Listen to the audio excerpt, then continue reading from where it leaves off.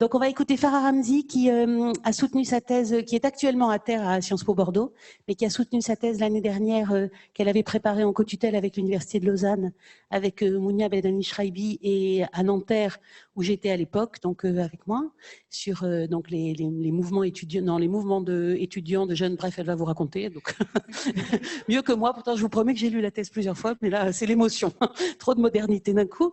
Et elle sera discutée. Donc il y aura en fait deux lignes en fait dans la discussion, une qui est sur le contenu même de la thèse, et c'est d'une certaine façon en direct Paul Cormier qui donc à l'heure actuelle postdoc à l'université de Rouen.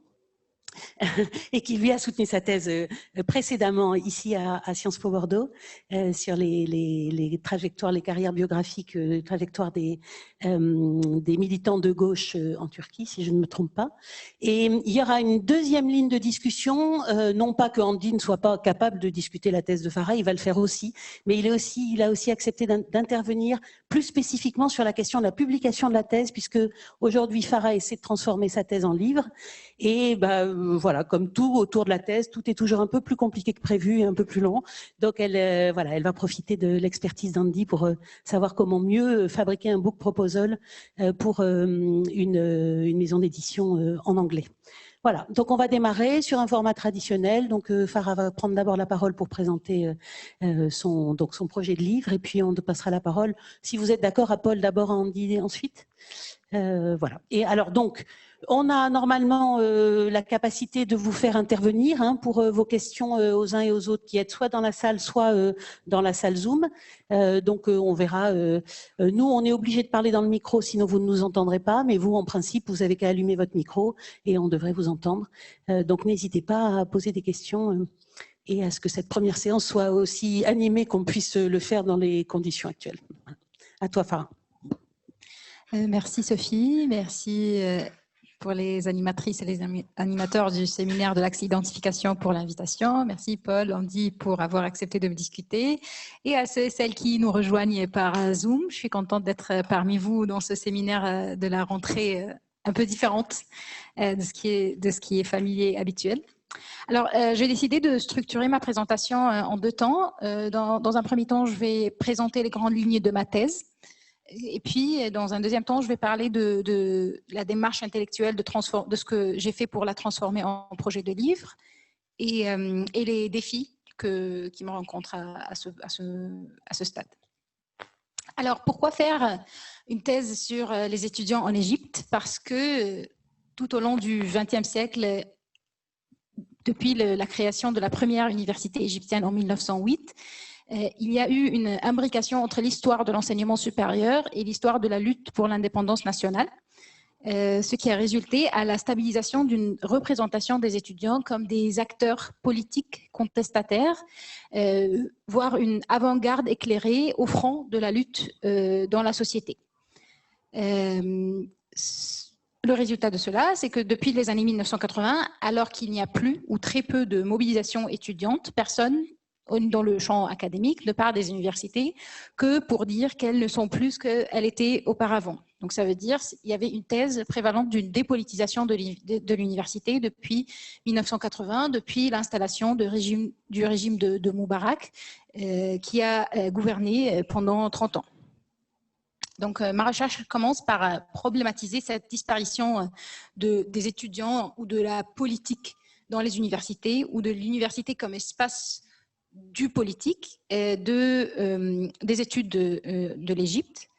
Et je pensais qu'il était important de se libérer de cette emprise de la représentation historique des étudiants comme une avant-garde contestataire, pour voir qu'est-ce qui...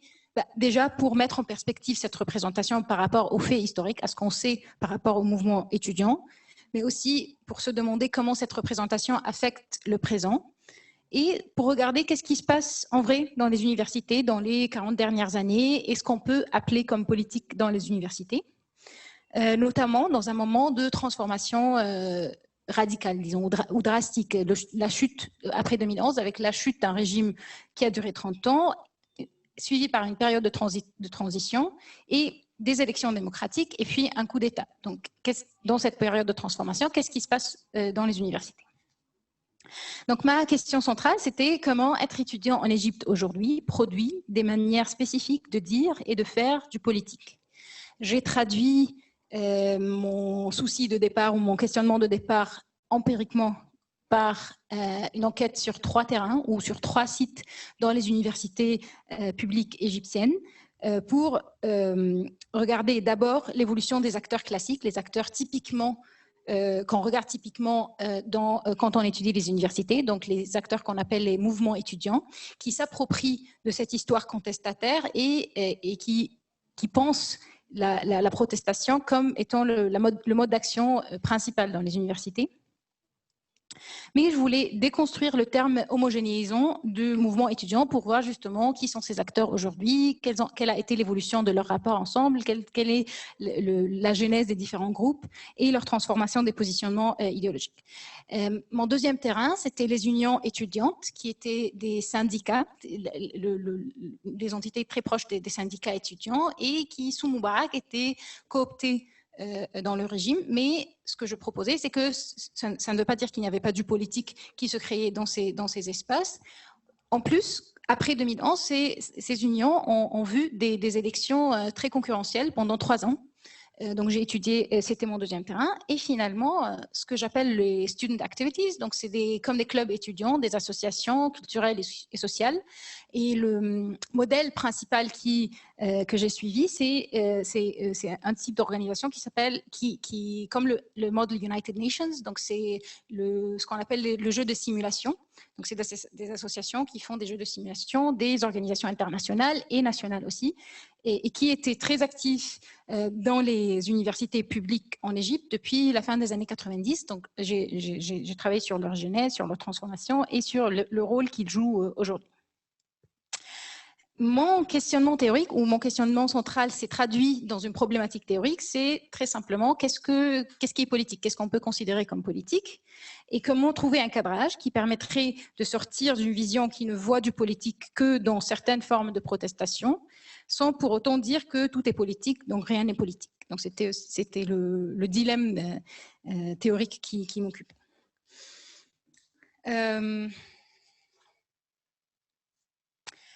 Donc, au niveau du cadrage théorique, j'ai suivi les débats sur la politisation dans l'univers francophone comme anglophone, et simplement, j'ai décidé de croiser ce que disent les acteurs avec ce qu'ils font, donc ce qu'ils disent que c'est politique et ce qu'ils font, mais aussi avec ce que la science politique entend par politique, notamment à 2 niveaux, donc opposer la conception restrictive à la conception plus générale ou plus extensive de la politique ou du politique. Donc, d'utiliser les conceptions scientifiques, disons, pour repérer ce que les acteurs disent et ce qu'ils font, et justement d'étudier le mouvement dans le sens que donnent les acteurs à leurs actions, mais aussi à la transformation de leurs actions, tout dans un contexte de transformation politique macro, donc dans un changement de régime et de fluctuation de la politique institutionnelle. Alors, ma problématique, disons, ou après avoir passé par ces stades de réflexion, mon objet de recherche, c'était que si on définit la politisation comme le processus de production et de négociation du politique par l'action et la parole des acteurs, la question centrale est alors de savoir comment le fait d'être un étudiant en Égypte aujourd'hui, notamment après 2011, entre-t-il dans ce processus de politisation. Et pour répondre à cette question, j'avais 3 point d'entrée. Donc la position spéciale ou la charge politique historique qu'a associée au statut étudiant, les programmes de réforme de l'enseignement supérieur au début des années 1990, donc ce qu'on appelle le tournant néolibéral, ou la reformulation de la mission de l'enseignement supérieur, notamment pour être plus centré sur la question de la professionnalisation et comment le rôle de l'université, c'est de desservir le marché du travail, c'est de produire des personnes qui peuvent travailler dans le secteur privé. Et troisièmement, l'événement universitaire de 2011 et l'intervention militaire de 2013 et la répression qui s'ensuit. Alors, Je vais brièvement vous présenter les 3 propositions centrales de ma thèse, ou les thèses de ma thèse, que je développe dans mes chapitres. Donc, premièrement, que le passé des mobilisations étudiantes est essentiel pour comprendre le présent. Donc, ça veut dire que même si on veut se libérer de cette emprise de la représentation historique des étudiants, celle-ci est très présente parmi les militants, que le présent est lu par le passé. Ça veut dire qu'on fait sens de l'événement révolutionnaire et les acteurs faisaient sens de leur rôle dans le moment révolutionnaire par rapport à ce passé très chargé de contestation étudiante.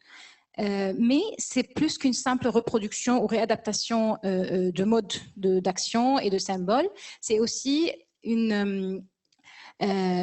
ça pèse sur comment les acteurs définissent leurs priorités,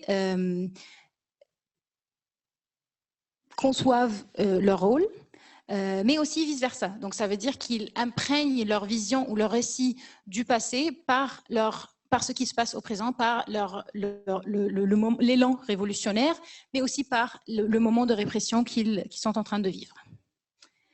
La deuxième proposition concerne le poids remarquable de ce que la littérature appelle la rationalité néolibérale dans les universités, comme quoi le fait d'être présent dans un espace dédié à la professionnalisation et à la préparation des étudiants pour servir un marché concurrentiel, un marché globalisé, un marché privé, donne d'abord créer un besoin parmi les étudiants de se préparer pour s'insérer dans ce marché, pour être plus concurrentiel. Donc, ce qui facilite la création de ces clubs d'étudiants que j'appelle les student activities, qui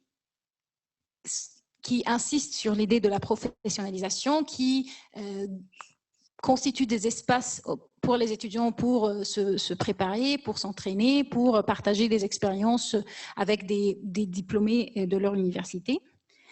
Mais aussi, cette rationalité néolibérale se traduit sur comment on perçoit le politique et la politique. Et ça, c'est une thèse où j'ai... Pardon. C'est une thèse inspirée, disons, de ce que Colin Hay dit dans Why We Hate Politics. C'est l'idée qu'on déteste le politique, on déteste l'idée de la politique parce qu'il y a une rationalité néolibérale, parce que l'idée du politique comme étant une charge supplémentaire, comme étant l'État qui limite ou qui restreint les libertés. Donc, il y avait ce discours ou l'idéologie comme étant du perte du temps. Donc, il y avait ce discours qui était très présent parmi mes 3 groupes d'enquêtés, même ceux qui faisaient du politique, même ceux qui faisaient la révolution, ils disaient que je ne m'intéresse pas du tout à la politique, le politique ne m'intéresse pas. Donc, cette rationalité était très présente. Et là, j'arrive à ma 3e thèse sur la révolution et les transformations politiques en Égypte, parce qu'il y avait des auteurs qui ont travaillé sur le monde arabe, comme Ossef Bayet, qui suggéraient que cette rationalité néolibérale était très présente et que ça avait un effet de déradicalisation par rapport à la révolution. Ça veut dire que les révolutionnaires n'étaient pas suffisamment révolutionnaires. Donc, j'ai trouvé parmi mes enquêtés des traces de cette rationalité néolibérale qui passe par le rejet du politique, mais aussi, et c'est là où la multiplication de niveaux analytiques et de ce que font les acteurs et ce qu'ils disent a produit quelque chose d'intéressant, c'est que peut-être ils disent qu'on déteste la politique, mais ce qu'ils font est politique. Donc, ça veut dire que parfois, par le rejet du politique, ils rejettent l'ordre social et économique qu'ils connaissent et par leur discours et par leur action, ils essayent de produire quelque chose de nouveau.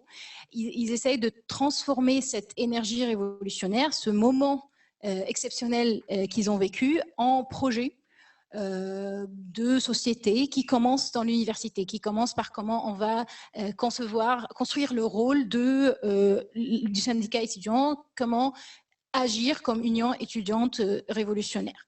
Donc, même si il y a cette rationalité, cette idée, ce rejet du politique est souvent négocié par les actes et par les paroles, et même par les paroles des acteurs. Et finalement, dans cette même lignée d'études de la Révolution et le politique parmi les étudiants, je dédie tout un chapitre sur la socialisation politique par l'engagement étudiant, mais aussi par l'événement révolutionnaire et comment se retrouver à l'université au moment de la Révolution peut activer certaines dispositions des acteurs, mais aussi peuvent les aider à négocier ce qu'ils ont appris ou ce que leur positionnement social les oriente à dire ou à faire. Et donc voilà, dans 15 minutes, j'ai résumé les grandes lignes de ma thèse. J'espère que ce n'était pas très rapide et c'est clair. Alors, comment je fais pour sortir un livre de tout ça? Donc, dans ma soutenance, déjà, j'ai écrit ma thèse en anglais. Donc, je suis à la recherche d'un éditeur anglophone et dans la soutenance, mon jury m'avait conseillé de plus orienter le projet de livre comme un projet de Middle East Studies, donc de le faire finalement comme un livre sur l'Égypte, sur le mouvement étudiant en Égypte et comme continuité des études classiques qui ont été faites sur les étudiants, donc disons que comme une mise à jour du politique, de ce qu'on connaît sur la politique dans les universités. Alors, ce que j'ai essayé de faire au niveau de la démarche intellectuelle, disons, c'est je me suis concentrée sur 2 angles d'attaque parmi mes 3 angles d'attaque de début. Donc, la question de la mise en perspective de la représentation historique des étudiants, la déconstruction du terme mouvement étudiant pour présenter les différents groupes. Et finalement, il y a un enjeu qui m'a occupée ou que je voulais mettre en avant dans le livre, c'est la question de la répression et de qu'est-ce qui se passe en Égypte après 2013, donc après le coup d'État et l'installation d'un régime militaire. Parce que c'est la partie, ça concerne un sujet qui est peu documenté, donc une période qui est peu documentée sur l'Égypte et qui intéresserait les personnes qui s'intéressent en Égypte à lire et à suivre qu'est-ce qui se passe et comment comprendre comment le nouveau régime fonctionne. Alors concrètement, ça a donné 5 chapitres. Je vais très brièvement les présenter. Donc, le premier chapitre, c'est, disons,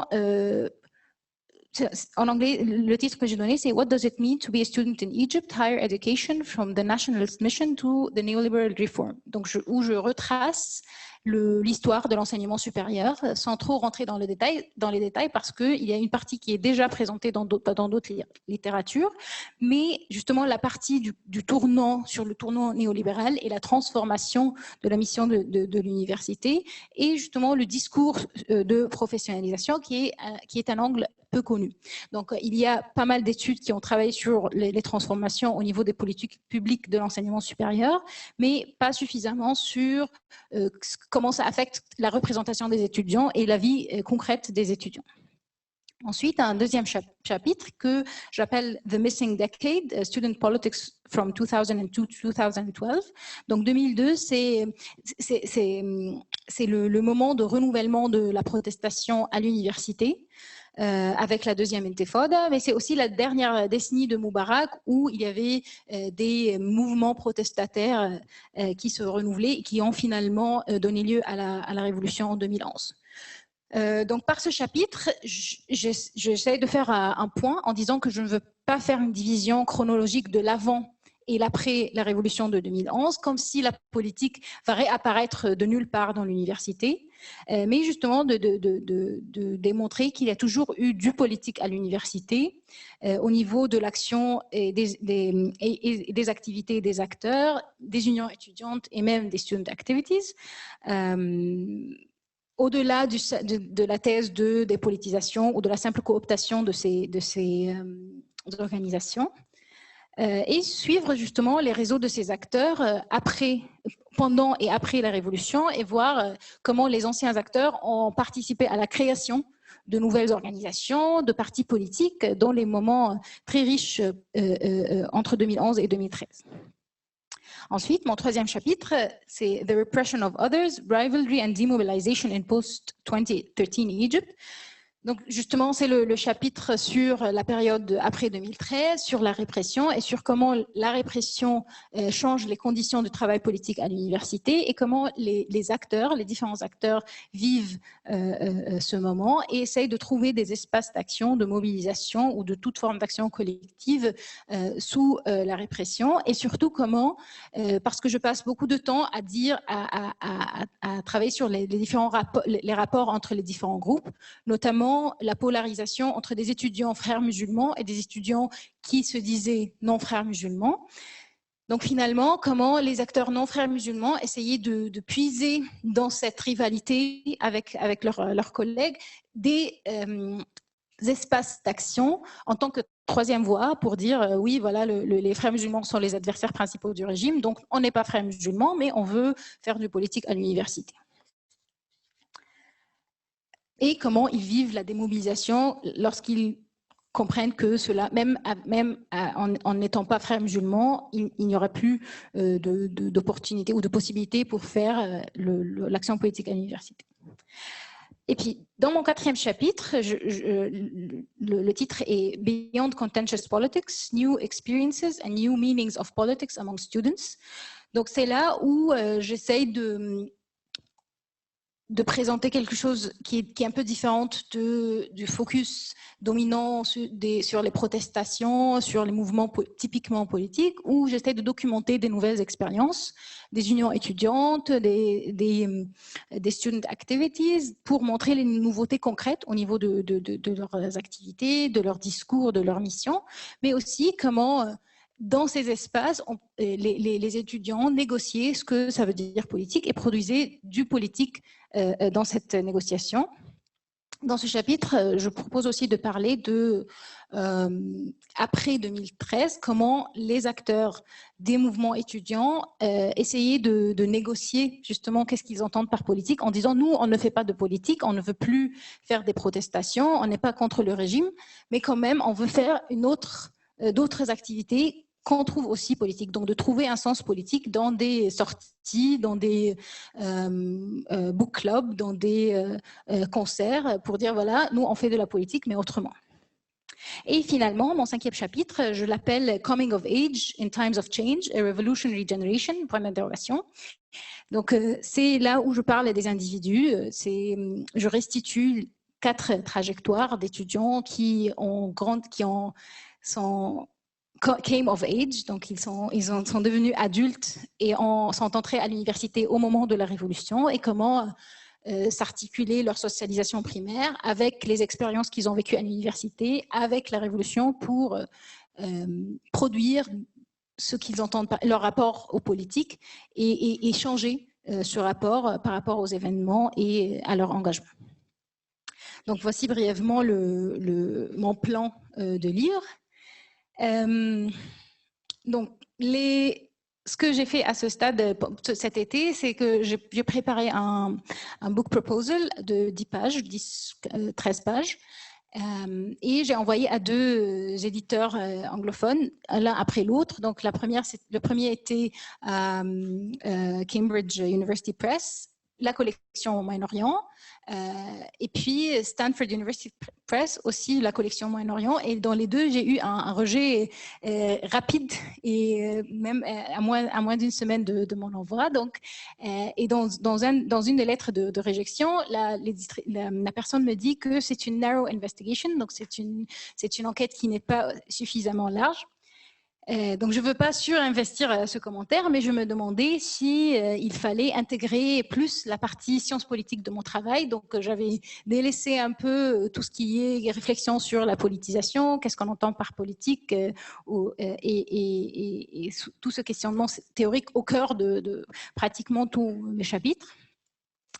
Il y avait aussi l'angle de néolibéralisme que j'ai pas suffisamment évoqué dans ma présentation là, mais c'est quelque chose que j'investis abondamment dans la thèse. Qu'est-ce qu'on entend par néolibéralisme et comment créer des individus qui pensent d'une certaine manière. Donc c'est une dimension qui intéresserait ou qui m'aiderait peut-être à sortir de ce cadrage Moyen-Orient qui peut paraître un peu étroit. Et finalement, il y a l'angle le plus évident, c'est la sociologie des mouvements sociaux, que je peux cadrer ce travail comme un travail de mouvements sociaux, des mobilisations, de se mobiliser sous la répression. Donc ce sont des angles que je peux investir plus. Je voulais terminer ma présentation sur deux questions qui peut-être seront partagées par les personnes qui sont dans le même stade que moi ou les doctorants en train de finir leur thèse. C'est est-ce que au niveau de la carrière, disons, les projets de carrière, est-ce que il y a des maisons d'édition qui comptent plus que d'autres, peut-être, pour le mettre assez clairement. Est-ce que la collection compte aussi et au niveau des priorités, parce que je me rends compte que la thèse, au moins on savait le trajectoire, que voilà, il faut travailler sa thèse et peut-être publier et enseigner, mais après la thèse, il y a plein d'autres activités à faire. Et quelle est la priorité? Est-ce qu'on donne la priorité plutôt aux articles, aux projets post-doc, ou faire un peu tout? Donc voilà, merci.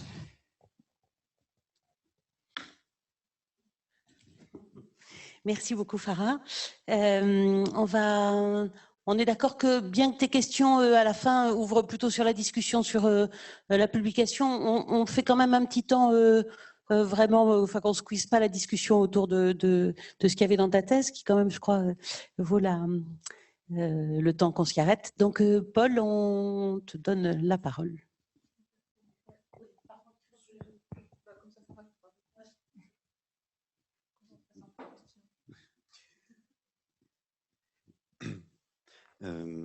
Merci beaucoup, et merci beaucoup de m'avoir invité à discuter, Farah, parce que je suis ravi de la retrouver pour ça. Avant de commencer, je précise simplement que Farah m'a envoyé aussi, en plus de son projet d'ouvrage, un résumé substantiel, c'est le titre du document, de sa thèse en français sur lequel j'ai pu travailler, puisque je n'ai pas eu le temps, je l'avoue, de lire la thèse en entier d'ici la séance d'aujourd'hui. J'ai préparé, si ça te va, j'ai commencé en fait par tout un tas de points que je trouve extrêmement intéressants dans ce que tu as raconté, parce que j'ai déjà connu des séminaires où on commence par c'est très bien, mais et on n'a même pas le pourquoi c'était très bien. Et du coup, je trouve que c'est quand même toujours intéressant de savoir pourquoi c'est intéressant. Et puis après, j'ai des questions qui sont pas forcément mais c'est intéressant quand même de poser quelques questions. Pour commencer, moi j'ai trouvé que la description que tu faisais de ton projet, c'était extrêmement intéressant dans la mesure où ça te permettait de travailler vraiment en finesse la question des mobilisations étudiantes, déjà de sortir un peu, on va dire, de la fixation sur les frères musulmans qui s'est opérée depuis longtemps, mais en particulier aussi dans les travaux sur les années 2000 et puis la période révolutionnaire. Et justement, tu es allé voir au-delà de l'acteur majeur identifié comme l'alternative au régime de Moubarak. Et ça, je trouvais que c'était extrêmement intéressant d'aller sur d'autres terrains. Et ensuite, je ne reviens pas sur les trois critiques que tu formules à l'égard de la littérature sur les mouvements étudiants en Égypte. C'est à la fois, disons, un constat et peut-être une première question de ma part. C'est est-ce qu'il n'y a pas une autre critique aussi qui est celle du fait que la littérature sur les mouvements étudiants arrive rarement à réencastrer les étudiants et l'université dans le reste de la société. C'est-à-dire qu'on on étudie un secteur en particulier et assez souvent on le désencastre du reste et on a du mal à le replacer par rapport aux relations qu'il entretient avec les secteurs. Et je dis ça avec les autres secteurs. Je dis ça en particulier parce que tu as aussi analysé des trajectoires biographiques et ça c'est évidemment sensible dans l'analyse de trajectoires biographiques qu'on n'a pas des acteurs inscrits dans un seul secteur et que l'université elle-même, je reviendrai sur la question du néolibéralisme, et l'université elle-même, en particulier à l'heure actuelle, ne se suffit pas à elle-même. Ça, c'était, disons, le premier point que je trouvais extrêmement intéressant.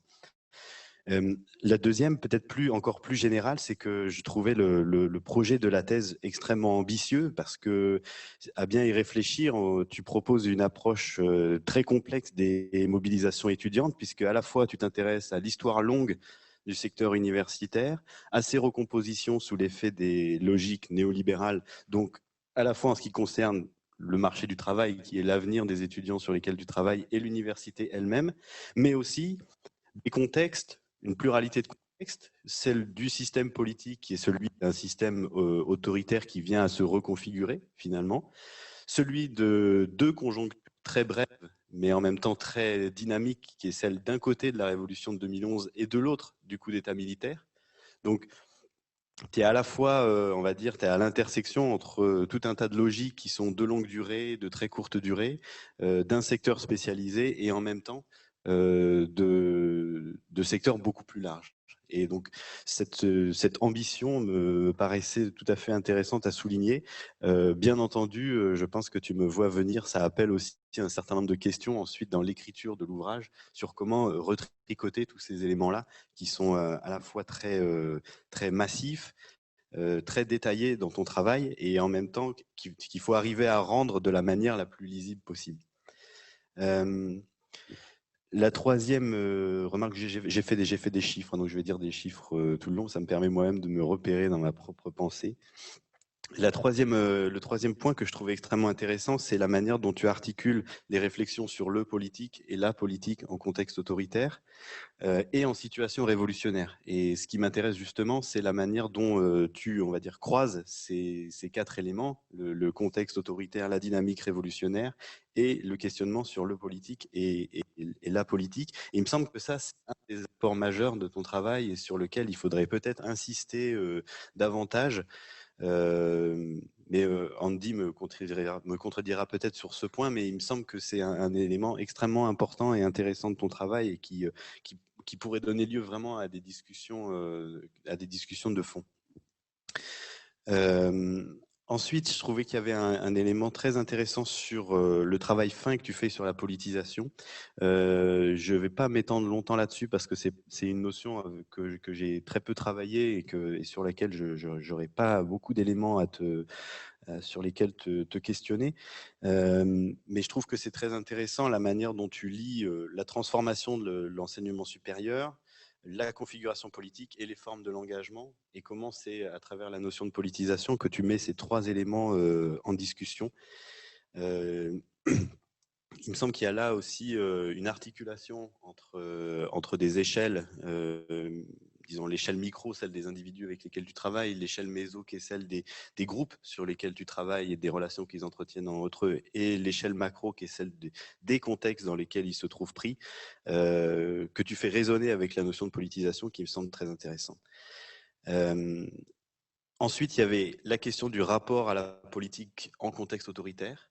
Là, je vais y revenir dans la question, je fais simplement que l'évoquer parce qu'il me semble que tu as des éléments pour une montée en généralité qui est vraiment très intéressante et qui se cantonne ni à l'université égyptienne, ni à l'Égypte elle-même, mais à des éléments qui font écho avec plein de travaux sur les régimes autoritaires et qui te permettraient, disons, de dépasser l'étude de cas que tu précises à la fin du texte que tu m'as envoyé, qu'il s'agit d'une étude de cas qui te permettrait justement de monter en généralité à partir du cas égyptien sur tout un ensemble de travaux et de leur faire écho. Et enfin, le dernier point que je voulais évoquer qui me semblait vraiment très pertinent dans le travail, c'est la manière dont tu articules les trajectoires des acteurs dans les chapitres sur lesquels tu développes leur trajectoire avec la logique de l'événement. Et où tu articules de manière vraiment fine. Là, pour le coup, c'est un chapitre de la thèse que j'ai lu en entier parce qu'il fait écho aussi à mes propres préoccupations, mais où tu articules très bien la manière dont les acteurs sont à la fois faits par l'événement en même temps qu'ils le font.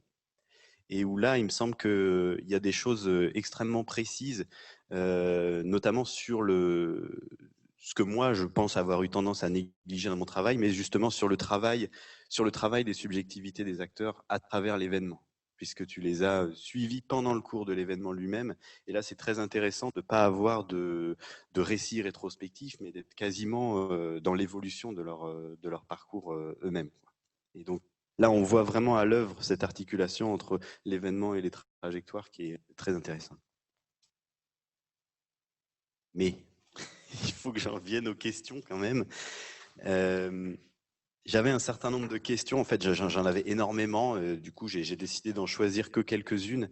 Est-ce qu'on fait par bloc de quelques questions ou je lance une série où on fait une par une? Qu'est-ce que tu préfères, Farah? Ok. Bon, bah, la première, je l'ai déjà évoquée tout à l'heure, c'est comment faire en quelque sorte, et je dis ça de manière totalement modeste, puisque c'est un des points sur lequel il y a eu une discussion dense dans ma propre soutenance de thèse sur cette question-là, et c'est un truc qui me poursuit depuis, donc je me sens obligé de le retourner aux autres dès que je peux. C'est comment est-ce que tu articules à la fois les échelles sur lesquelles tu travailles, c'est-à-dire l'échelle micro, l'échelle méso, qui est, si j'ai bien lu un peu ton... et l'échelle macro, avec les temporalités, donc le temps de l'histoire des mobilisations, des événements qui se succèdent entre 2011 et 2013. Comment tisser tout ça ensemble, à la fois d'un point de vue théorique et à la fois dans l'écriture d'un ouvrage. Ma deuxième question, elle venait justement sur cette question de l'échelle méso, c'est comment est-ce que tu caractérises ton étudiante que tu as sous les yeux. Donc tu te focalises plutôt sur les groupes qui n'appartiennent pas aux frères musulmans, mais tu mentionnes le fait que tu as envoyé les débats autour de justement comment caractériser un espace concurrentiel. Tu mentionnes des éléments de cet espace concurrentiel de groupe qui vise à la fois à se partager et en même temps à définir ce qui est la politique légitime en tant qu'étudiant sur les campus égyptiens. Comment est-ce que tu te positionnes par rapport à la littérature sur cette question-là pour définir cet espace que tu as sous les yeux? Je pensais en particulier à Cher, par exemple. Voilà, est-ce que tu fonds là-dessus? Ou est-ce que tu utilises autre chose? C'était une question importante de ton travail, c'est d'étudier les transformations de cet espace, ces recompositions d'un point de vue théorique sur tu évoques dans ton travail des questions de nuances locales.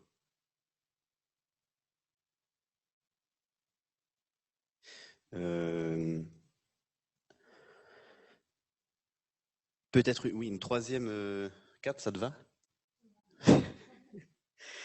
Peut-être une question sur la spécificité de la temporalité, ou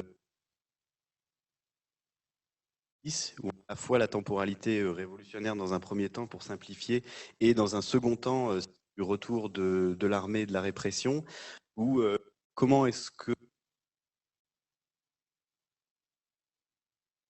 travailler cette temporalité spécifique, puisque, disons, la littérature sur les périodes révolutionnaires est articulée autour de la question de décloisonnement des secteurs sociaux lors des épisodes révolutionnaires, et dans le cas, par exemple, d'un coup d'État militaire ou d'un retour à un régime autoritaire, d'un recloisonnement, comment est-ce que ça, auprès des groupes sur lesquels tu as travaillé, ou des étudiants, pour prendre des figures singulières, auprès desquels tu as travaillé? Et puis dernière question pour cette série-là, je verrai si j'ai le temps de les replacer après les autres. Justement sur le volet méthodologique sur lequel tu as fini à la fin, dans ton book proposal, tu listes à un moment tout un tas de méthodes que tu as utilisées, que ce soit à la fois des entretiens individuels, des focus group, tu as suivi des gens sur Facebook, etc. Et Andy reviendra sûrement là-dessus, mais je pense que c'est vraiment important de faire fond sur cet énorme matériau que tu as accumulé et qui me semble dommage d'évacuer en une phrase à l'intérieur de la proposition d'ouvrage. Ça me semble être quelque chose d'absolument central, de lister un peu les méthodes auxquelles tu as eu recours et de les articuler assez très explicitement aux résultats que ça t'a permis d'avoir dans la thèse, d'expliciter aussi le choix des terrains, peut-être pourquoi ce campus-là, ce campus-là, ce campus-là, pourquoi tu as choisi plusieurs et pas uniquement le Caire. Et surtout si aujourd'hui, puisque tu mentionnes ça aussi, sachant qu'aujourd'hui l'accès est limité en raison du contexte en Égypte aujourd'hui, pourquoi c'est intéressant particulièrement d'avoir pu profiter de cette parenthèse, ces terrains multiples et les mettre en comparaison. Voilà, je m'arrête là. Merci Paul pour ces questions. Alors, je vais commencer par la plus simple, ou par celle dont la réponse me vient immédiatement, c'est la question de la caractérisation de l'espace des mobilisations étudiantes et comment j'approche théoriquement les différents groupes et leur rapport et l'évolution de leur rapport. C'est quelque chose qui m'a pris beaucoup de temps pendant la thèse et pendant la rédaction pour choisir la meilleure approche ou le concept qui me permettra d'étudier les acteurs que j'ai étudiés finalement, parce que donc j'ai parcouru plusieurs phases de concept, disons, mais finalement, j'ai utilisé le concept de arène de mobilisation de James Jasper. Et l'avantage de ce concept, c'est qu'il permet d'avoir les revendications comme point d'entrée. Donc, simplement, c'est la configuration des acteurs qui se mobilisent autour d'un enjeu. Donc, ça m'a permis de reconstituer les moments de mobilisation par rapport aux revendications qui sont plus ou moins claires. Il y a des revendications claires et centrales, de voir qui était dans cette mobilisation et comment ils voyaient où ils ont cadré cette revendication. Mais pas que. Donc là, j'ai fait plusieurs schémas dans la thèse de cartes d'acteurs et comment ça a évolué. Mais disons que j'ai reconstitué plusieurs arènes. Mais ensuite, ce qui m'intéressait, c'est comment un certain groupe d'acteurs ont commencé à agir ensemble ou à se sentir comme faisant partie d'un collectif et non pas les autres. Donc au début, j'utilisais le terme milieu étudiant contestataire, mais après, je pensais que la métaphore spatiale n'était pas tout à fait, ne rendait pas justice à la réalité. Donc, ce que j'ai fait finalement, c'est que ce qui m'intéressait, c'est comment ces acteurs sont venus ensemble. Donc, j'ai appelé ça l'ensemble contestataire étudiant. Donc, finalement, comment... Et j'étudie dans mon chapitre 3, qui fait 70 pages, de comment ces groupes d'acteurs sont venus ensemble, sont pendant 3 ans venus à se représenter au monde comme un groupe qui n'est pas les frères musulmans, mais aussi comme faisant un groupe, même si sont des groupes très différents idéologiquement et au niveau des profils des acteurs et au niveau de moments d'entrée dans le militantisme. Donc je pense que ce qui m'intéressait vraiment, c'est comment cet assemblage s'est fait. Donc j'utilise souvent, finalement, j'utilise le terme ensemble qui s'est créé dans des arènes de mobilisation. Est-ce que ça répond un peu à la question?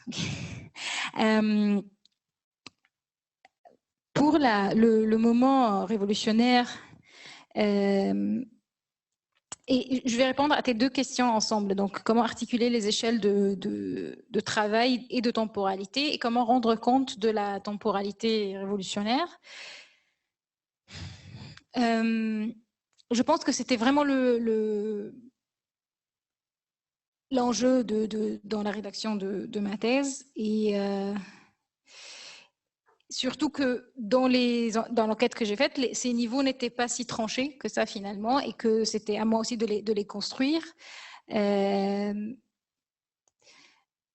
Mais je pense que le niveau méso, donc l'étude, la reconstitution des groupes, de l'origine de ces groupes, de qui sont les acteurs dans ces groupes, je pense que c'est très pratique par rapport au temps lent et par rapport, au macro et par rapport au micro, parce que les groupes existent. Ils ont des traces, donc on peut travailler sur des tracts, on peut travailler sur le discours des membres des groupes quand ils parlent du groupe, quand ils font des discours publics ou quand ils parlent pendant un entretien individuel, mais en tant que représentant du groupe. Et ça aussi, ça fait partie de la partie de réflexivité que je faisais, que j'ai fait dans ma thèse, et que j'avais l'impression que souvent mes enquêtés me parlaient comme s'ils parlaient dans la presse, ou donc c'était du discours construit. Mais je me suis dit que, ok, c'est du discours construit. Qu'est-ce qu'ils veulent que je sache par rapport à leur groupe? Et j'ai pris ça comme des indicateurs sur leur mission du groupe, sur comment ils veulent représenter leur groupe au monde. Donc je pense que là, cette entrée par les groupes m'a aidé à les situer un peu dans le temps long et à centrer les deux autres niveaux par rapport à ce niveau méso. Je ne sais pas si... Non, un peu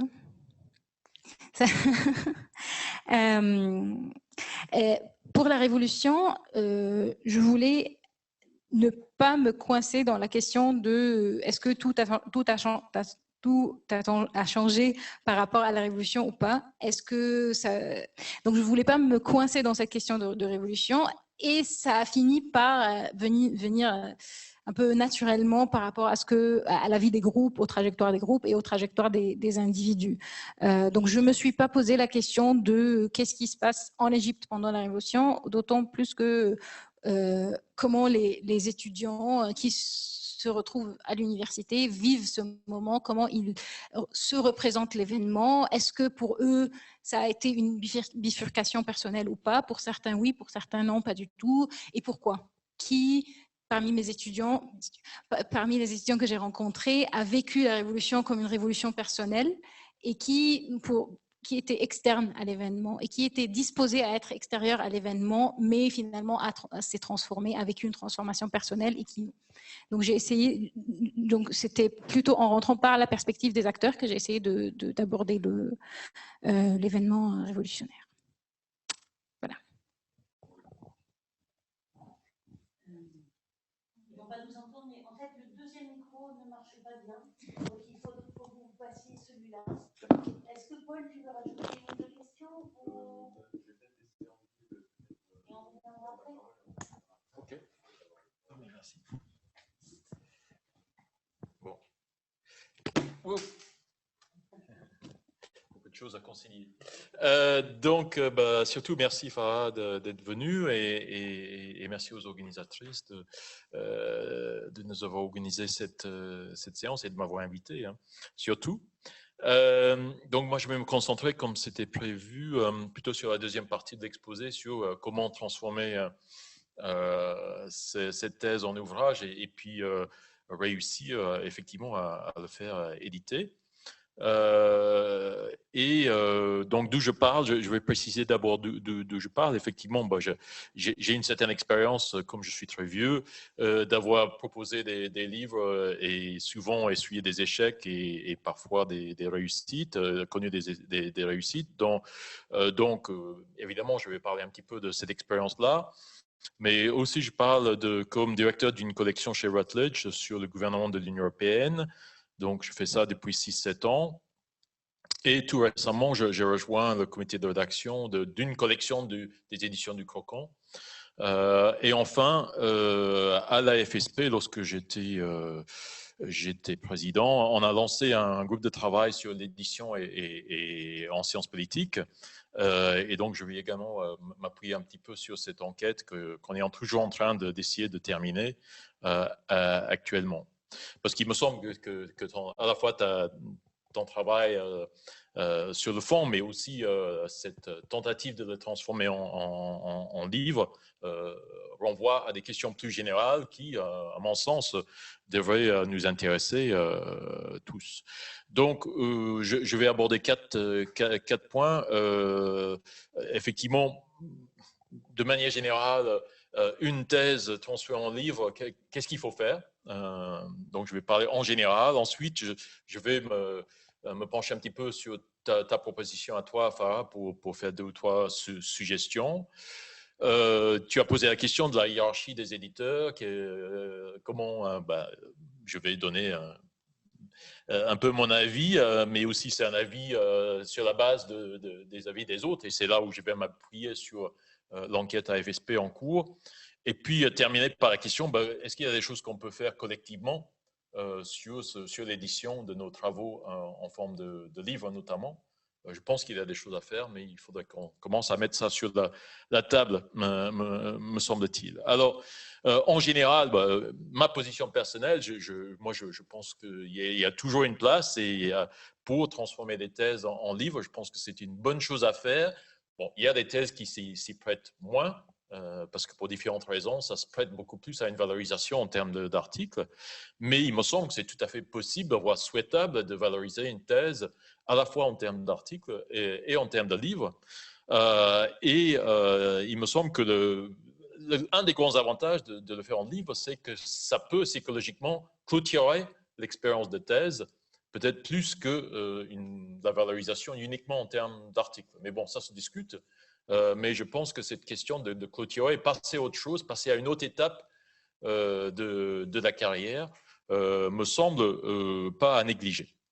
Alors, comment on le fait? Je n'ai pas la recette magique, j'ai que des idées à moi, mais il me semble que, premièrement, effectivement, il faut concevoir le livre comme quelque chose qui va s'insérer soit dans une collection, lorsqu'il y a des collections chez les éditeurs, soit au moins être identifiable au sein de ce que publie un éditeur. Donc, ça suppose, pour y revenir là-dessus, mais de faire un petit peu de sociologie des organisations d'édition avec les moyens qu'on peut avoir, mais aussi en s'appuyant sur des collègues qui connaissent mieux les maisons en question.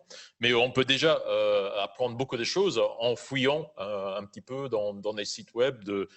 Ça dépend des sites web, bien sûr, mais on peut avoir des informations, ne serait-ce que basiques. Est-ce que cet éditeur est organisé en collection ou pas? Comment le staff administratif de l'éditeur est structuré? Ce genre de choses qui ne prend pas énormément de temps, mais au moins c'est un point de départ pour faire ce travail-là. Donc, effectivement, je pense que c'est une évidence, mais on a plus de chances à être édité si on propose un produit, parce que c'est ce qu'on fait, un produit à l'éditeur qui a une cohérence, où on peut en tout cas argumenter que son produit a une cohérence par rapport à ce que fait en général la maison en question. Bon, je pense qu'il y a là, il faut effectivement pas avoir peur de se vendre, me semble-t-il.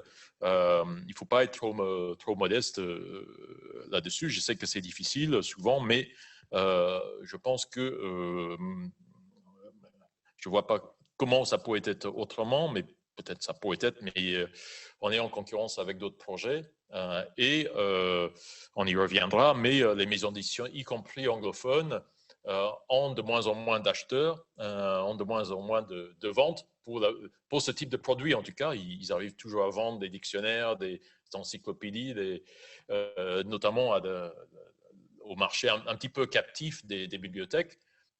Mais ce n'est pas forcément la même chose pour des ouvrages tels que celles que tu as confectionnées et tu es en train d'essayer de faire éditer. Alors, deuxièmement, évidemment, et là, il me semble clair que ton manuscrit coche cette case, c'est évidemment, on regarde lorsqu'on est directeur de collection ou et c'est aussi quelque chose que des évaluateurs, les reviewers regardent, c'est la robustesse du travail, ce sur quoi on s'appuie, la qualité scientifique de l'enquête, etc. Et puis, troisièmement, et c'est quelque chose qui est encore plus important pour un livre que pour une thèse, c'est de travailler sur la clarté de l'exposition, clarté dans le sens qu'il faut évidemment que l'écrit soit accessible à un public un peu plus généraliste que pour la thèse. Généralement, souvent on écrit la thèse plutôt pour le jury de thèse, qui est un jury souvent de spécialistes.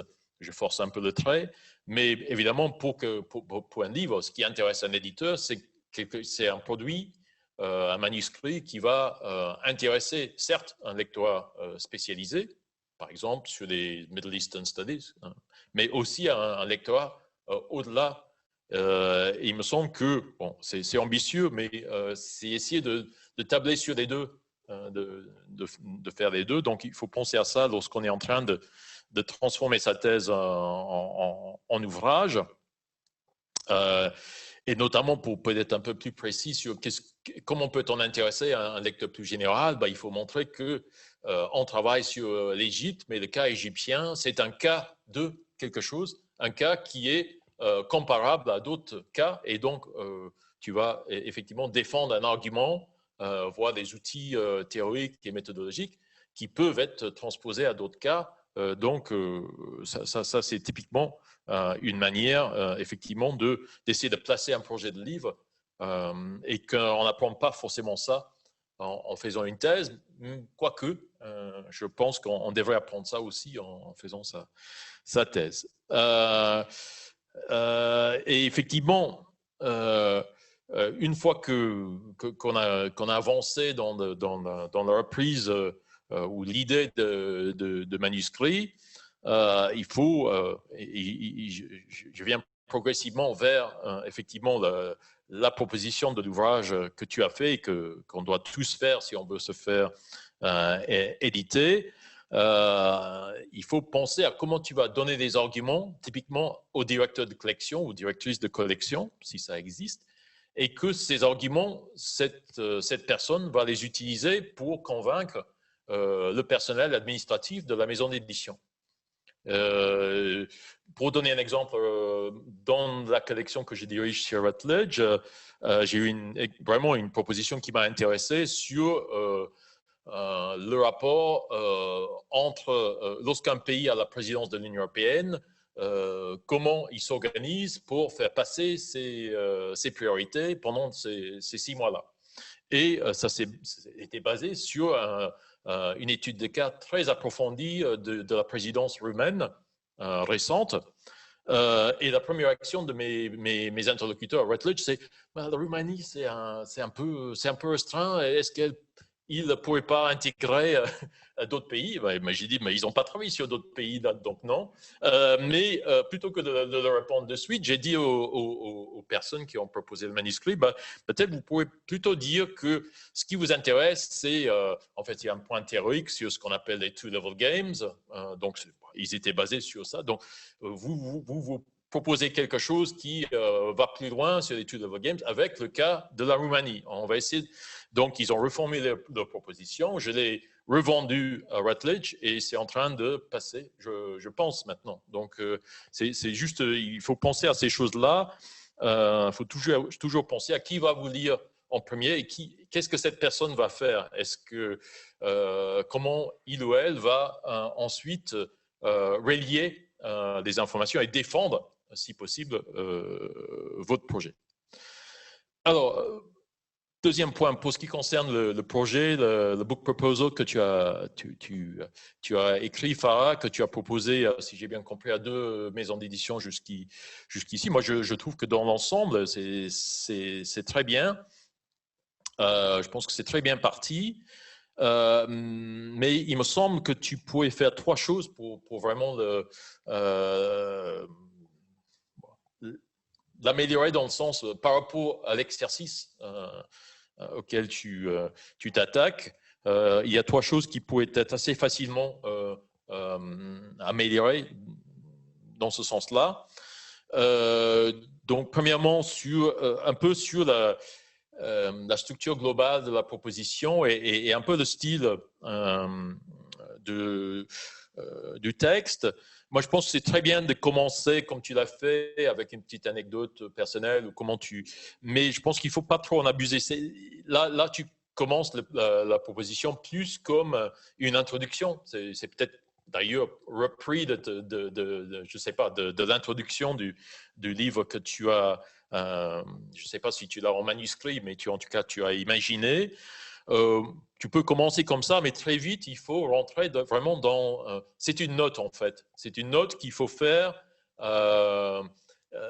vraiment pour l'exercice. Et donc, qu'est-ce que ça veut dire? Je pense qu'il faut, par exemple, que ta revue de la littérature qui arrive en fin de note, il faut que ça soit beaucoup plus tôt, placé beaucoup plus tôt dans la note, avec une sous-titre qui dit, en gros, le plus, qu'est-ce que tu rajoutes et où, effectivement, c'est important que ça soit plus tôt parce qu'on a besoin de savoir dans quelle controverse scientifique ton projet se situe. Donc, peut-être tu avais des réticences à être peut-être trop académique, mais il me semble qu'il ne faut pas les avoir. Il ne faut pas l'écrire comme si que tu vas être lu que par des scientifiques, mais tu vas également être lu par des gens qui ont quand même une formation scientifique, me semble-t-il. Donc, je pense qu'il faut que ça soit assez tôt dans ton document. Tu vas utiliser une courte revue de la littérature pour te positionner, pour dire que je m'inscris bien sûr dans le Middle Eastern Studies, mais aussi dans l'étude des mouvements sociaux. Ou vraiment, c'est à toi de dire dans quoi tu t'inscris, mais il me semble que tu as clairement la matière pour dire ça clairement. Et puis, pour revenir à l'idée que j'ai défendue tout à l'heure, il faut dire clairement, en fait, le cas que tu étudies, c'est un cas de quoi? C'est pourquoi ça devrait intéresser quelqu'un qui n'a jamais travaillé sur Égypte, n'est pas forcément intéressé par Égypte, ou des étudiants, mais égyptiens, mais en quoi ça pourrait, et dans un sens, ça devrait les intéresser. Donc, c'est le premier point, un peu basique, mais il me semble que la note est à reconstruire, à reconcevoir en termes de son plan.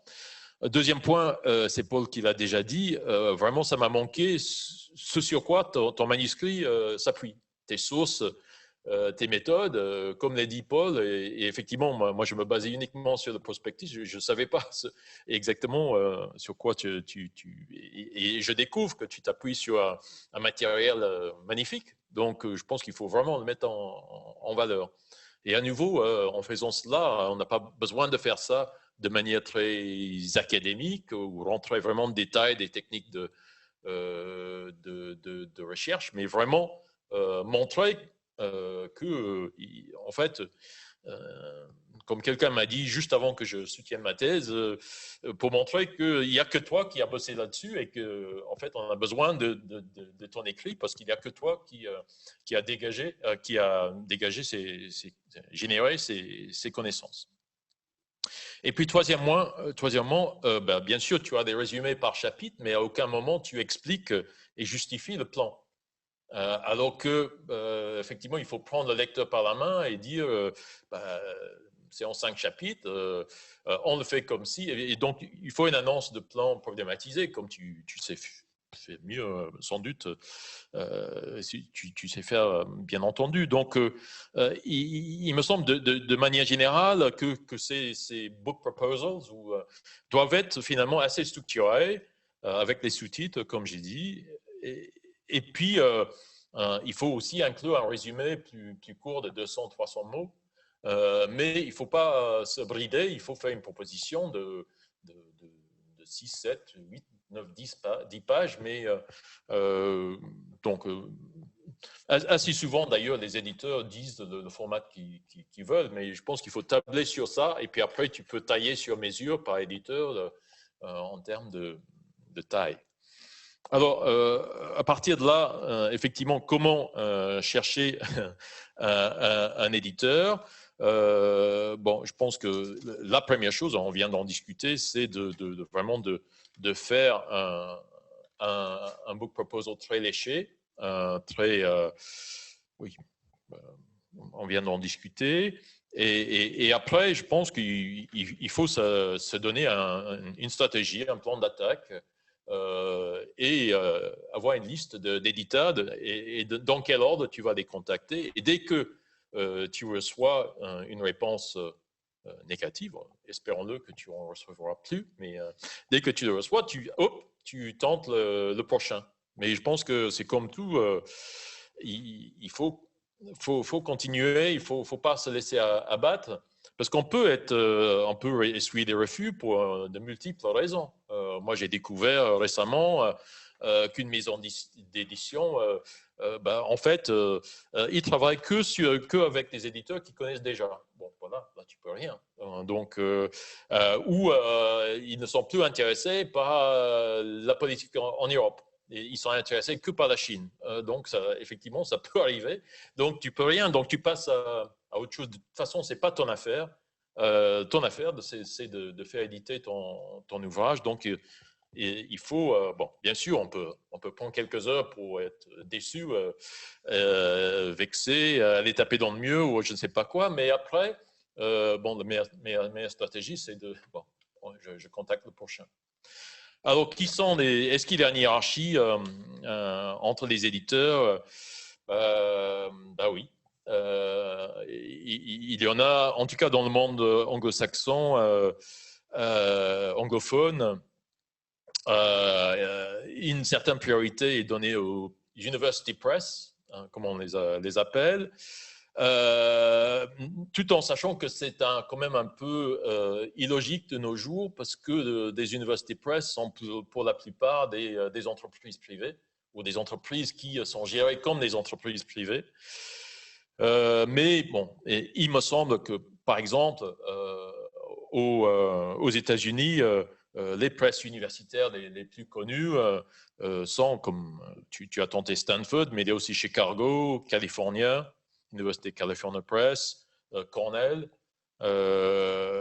et bien sûr, bien d'autres. L'Université d'Indiana est assez connue pour certaines choses. Donc, bien sûr, bon, il faut regarder ta bibliographie, c'est souvent une source d'informations aussi sur qui publie ou sur des sujets qui t'intéressent. Mais il faut savoir que, bon, moi, je considère que Sage est plutôt américain, mais c'est peut-être plutôt anglo-américain, j'en sais rien finalement, mais c'est un éditeur plutôt privé, mais qui publie aussi des très bonnes choses, c'est plutôt bien diffusé. Au Royaume-Uni, c'est pas un mystère, mais Oxford et Cambridge University Press sont généralement bien cotés. Après, tu as des très bonnes presses comme Manchester University Press, Edinburgh University Press et d'autres. Et puis, bien sûr, tu as ces grosses maisons d'édition, Routledge et Palgrave, qui sont ils se cachent pas, c'est des entreprises privées qui font partie des grands groupes, etc. C'est aussi une possibilité. Est-ce que c'est important ou pas, ce type de hiérarchie?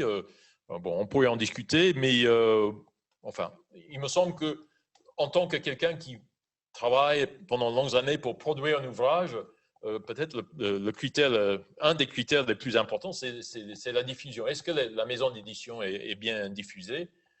Et puis, on peut aussi considérer que ces questions de prestige peuvent avoir une importance pour le recrutement. Ça se peut, mais bon, ça se discute davantage, me semble-t-il. Et puis, un mot sur la France, parce que pour l'enquête à FSP, on a fait un travail où on a pu avoir accès à toutes les publications de 7 laboratoires de recherche où il y a beaucoup de politistes. C'est un travail que j'ai fait beaucoup avec Éric Neveu. Et c'est Éric qui a proposé une distinction entre des maisons d'édition qui sont plutôt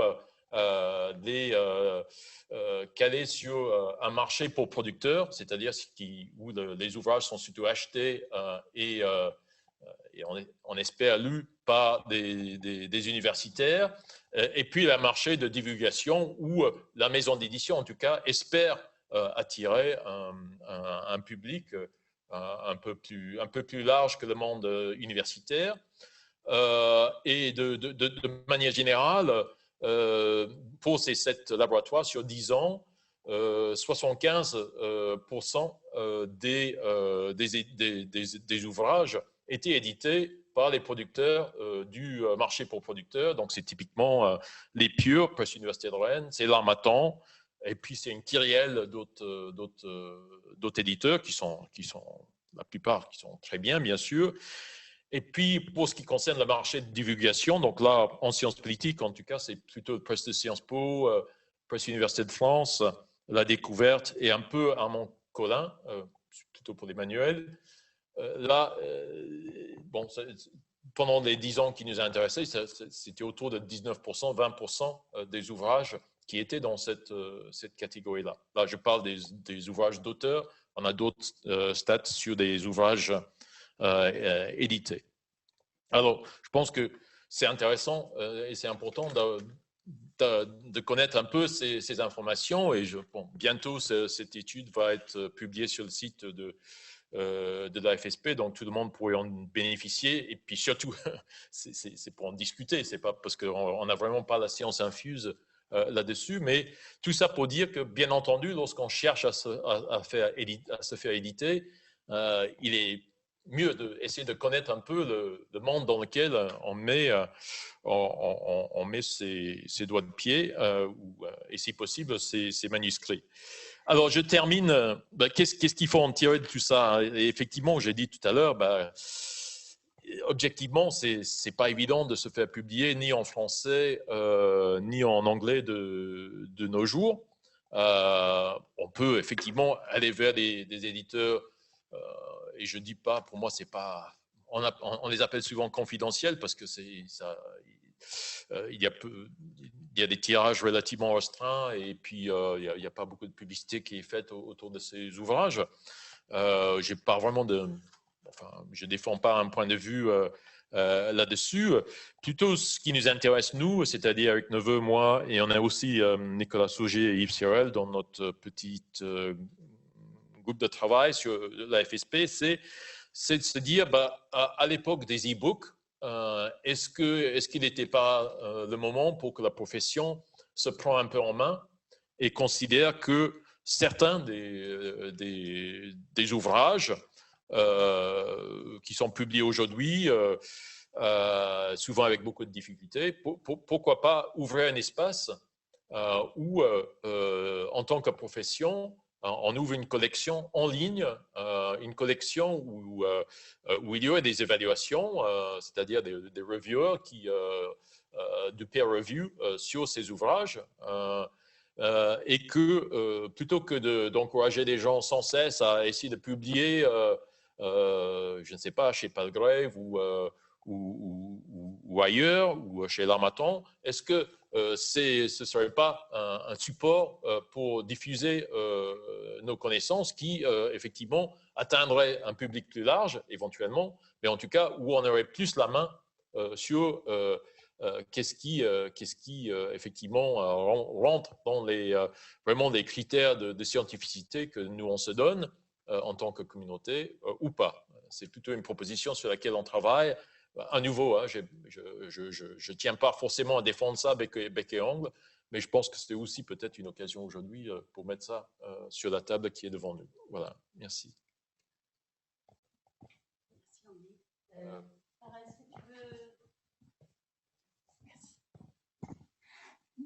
Je pense que je n'ai rien à dire à part merci Andy. Et vraiment, je pense que la chose qui m'a... la clé pour retravailler mon projet serait que j'étais vraiment réticente à être trop académique, à faire un projet qui ressemble trop à ma thèse.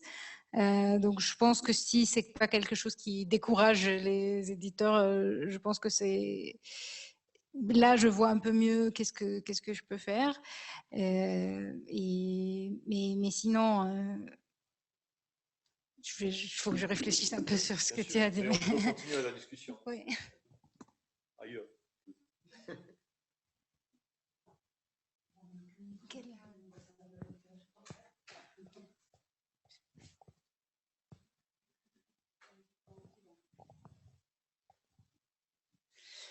Alors, on va ouvrir un peu la discussion. D'abord, est-ce que dans celles et ceux qui êtes connectés à distance, il y en a qui voudraient maintenant poser des questions à Farah ou intervenir dans la discussion ou rajouter des questions, puisque on peut, si on en est à discuter de comment vous allez transformer la thèse en livre, on peut, voilà, vos expériences comptent aussi. Est-ce que dans la salle, il y en a qui veulent parler? Moi, je peux parler, mais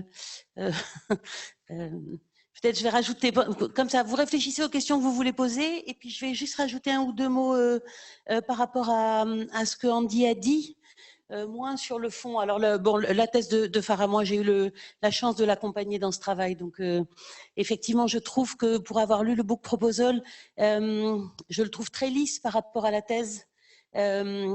Farah a fait un temps de terrain de thèse. Enfin, c'était une très belle thèse à accompagner. Déjà, on ne se connaissait pas beaucoup au début, donc on a fait connaissance au fur et à mesure de la thèse. Et elle s'est vraiment noyée dans son terrain, au sens, je crois, vraiment fort. Et je lui ai déjà raconté, j'ai eu des souvenirs forts de les moments où elle revenait en disant « mais qu'est-ce que je vais faire avec ça qu'est-ce que… » Enfin, et c'était dans un monde dans lequel on écrit beaucoup de choses sur l'induction, sur l'approche top-down, sur bottom-up, sur etc. Moi, j'estime que Farah avait une grosse ambition théorique, en fait, alors qu'elle faisait un énorme travail de terrain. Et donc, il y avait un peu tout le temps comme si ce qu'elle voyait sur le terrain n'était pas digne des théories exceptionnelles qu'elle aurait aimé produire. Et en fait, je pense qu'elle a produit des théories aussi, mais elle a surtout produit un terrain, à mon avis, fantastique, et qu'elle a, pour répondre par rapport à toutes les questions de Paul, à mon avis, très très bien justement su articuler et rendre compte d'une très très grosse complexité de collecte de données, justement avec à la fois cette pluritemporalité et en même temps ces différents niveaux. Et moi, souvent, ça m'excite pas beaucoup les histoires de jeux d'échelle, les histoires de… mais je trouve que c'est assez remarquable à lire. Alors, à mon avis, c'est presque plus remarquable comme chose qu'elle a faite que comme chose qu'elle peut rethéoriser. D'une certaine façon, elle l'a fait, quoi. Mais l'impression que j'avais du coup en voyant le book proposal, c'est qu'il était effectivement très lisse, très propre, et qui donnait pas du tout l'effet de ce foisonnement. Et moi, je crois, paradoxalement, même s'il n'y a aucun doute que quand on est recruteur dans ce métier, qu'on est dans les comités de sélection et les machins, le livre, il n'y a pas de doute que ça, voilà, ça vous positionne, ça vous cale, ça vous pose. Mais paradoxalement, je pense que le livre est encore plus important pour ceux qui vont quitter le milieu universitaire. Et que là, je suis d'accord avec Andy sur le fait qu'il y a un vrai effet de clôture. Il y a un moment, on peut en plus montrer une chose que les gens à l'extérieur reconnaissent, parce que nos articles dans les revues à comité de lecture, surtout qui sont de plus en plus en ligne, sincèrement, ça fait aucun effet auprès de votre famille et de vos amis.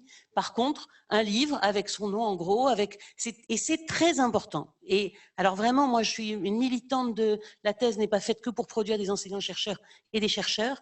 Et la capacité d'un cerveau humain à avoir accompli non seulement une enquête, mais avoir été capable de le mettre sous forme de livre, je pense que c'est une clé d'autonomie et de construction personnelle phénoménale.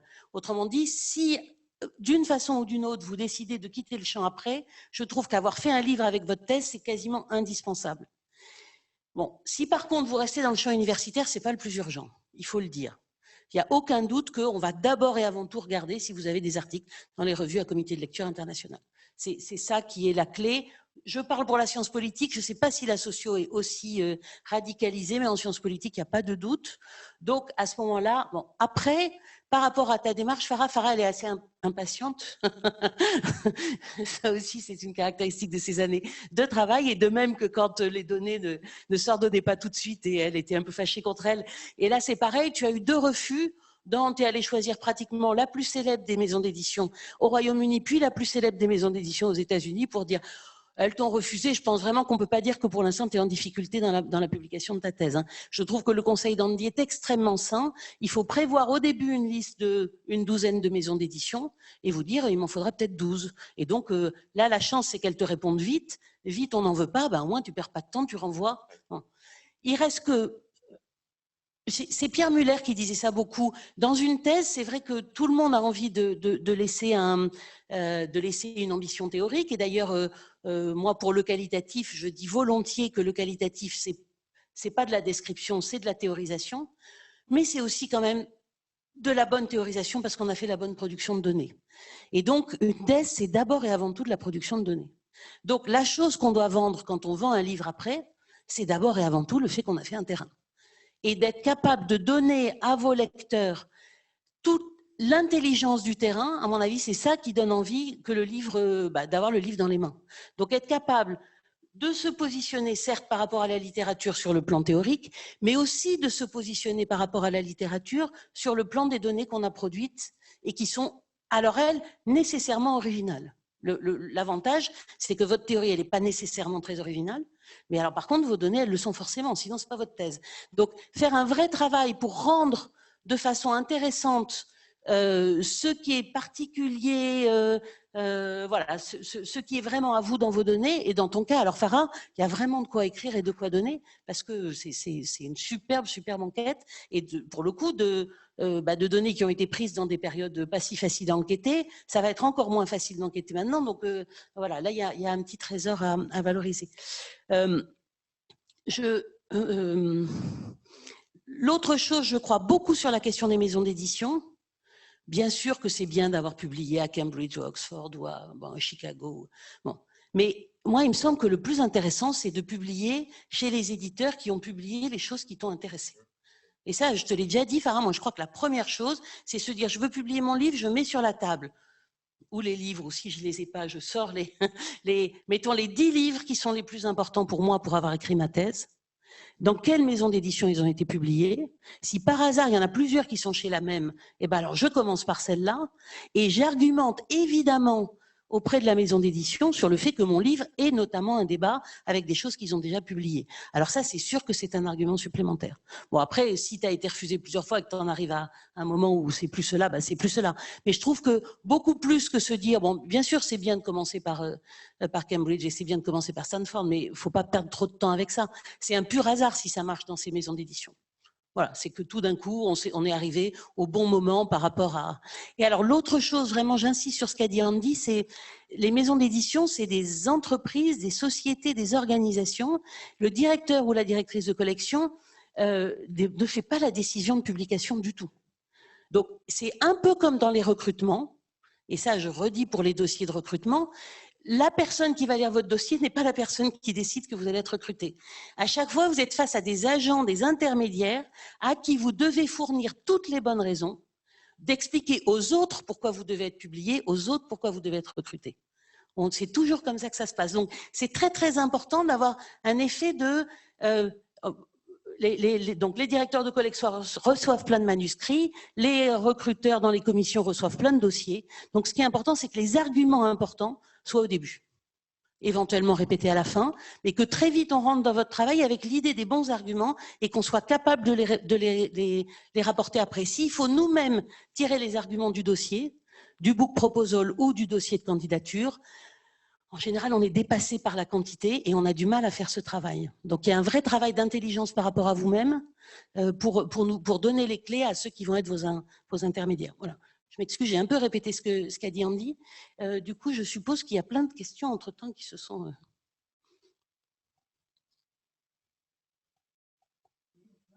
Allez. Sinon, personne. Merci. Moi aussi, j'ai lu le résumé substantiel qu'on a reçu avec beaucoup de plaisir. J'ai trouvé ça vraiment passionnant, les points que tu évoques. Et surtout, je crois que c'est en fin de document, j'essaie de rechercher, tu évoques le poids de l'histoire dans la manière dont le répertoire contestataire se construit et évolue. Et tu évoques la mémoire collective. Je me demande si tu pourrais nous en dire un petit peu plus. Rapidement et sans te mettre dans l'embarras. Et ensuite, je me demande aussi, bien que je n'ai ni expérience ni connaissance sur le sujet, mais c'est vrai que moi, je travaille sur l'Algérie et les échos du passé dans le présent, dans le cadre des mouvements protestataires, c'est quelque chose qui est vraiment mobilisés, notamment au Maroc. Et je pense au directeur, enfin un professeur avec lequel travaille Mariem, Monsieur Rani, qui justement au Maroc travaille aussi sur, en tout cas, si j'ai bien compris, mobilise aussi ces questions-là. Et voilà, je me demandais si tu pensais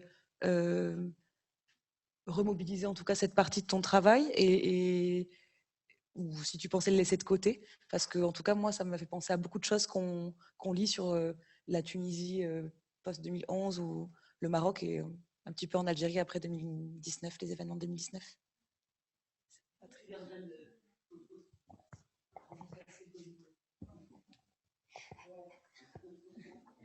Merci Morgane. Bah, c'est une partie que j'aime beaucoup dans ma thèse et qui m'a inspirée pour continuer dans cette même ligne pour le projet postdoc, parce que j'ai travaillé beaucoup sur les slogans que les étudiants utilisaient pendant les protestations et comment ils utilisent des bouts de chansons des années 70. Ils utilisent ils font beaucoup référence aux leaders du mouvement étudiant des années 70. Donc, ils ont une représentation un peu mythique d'un certain moment dans l'histoire de la contestation en Égypte qui, pour eux, constitue disons l'épitomée de la résistance et du mouvement étudiant. Alors que ce que j'ai découvert, disons, en posant un peu plus de questions à mes enquêtés sur ce moment, c'est qu'ils ne connaissent absolument pas. C'est juste des représentations. Donc, je commence à creuser un peu comment cette connaissance ou la connaissance sur ce moment a été transmise. En partie sur la place Tahrir parce que c'était en 2011, c'était un moment où des militants de plusieurs générations se sont vus et se sont connus, mais aussi dans la décennie de protestation avant 2011, lorsqu'il y a plusieurs mouvements ont été créés. Et dans ces mouvements, il y avait des anciens militants et aussi des jeunes, une nouvelle génération qui a connu la protestation dans ce contexte et qui a été influencée par la génération des années 70. Mais je pense qu'il y a encore à creuser sur la question de la mémoire collective de la contestation et est-ce que, surtout, c'est la question d'ouverture, disons que sur laquelle je termine, parce que je suis en train de préparer un article sur ça justement, c'est que est-ce que c'est une mémoire collective de la contestation en Égypte de manière générale ou du mouvement étudiant? Parce que les histoires sont très imbriquées l'une avec l'autre. Donc, est-ce que c'est un répertoire d'action étudiant ou c'est un répertoire d'action de protestation en Égypte moderne? C'est la question que je me pose. Merci. Ça peut t'intéresser. Du coup, il y a Leïla Dakhli qui a un projet sur la documentation de la protestation dans le monde arabe depuis les années 50 jusqu'à après 2011.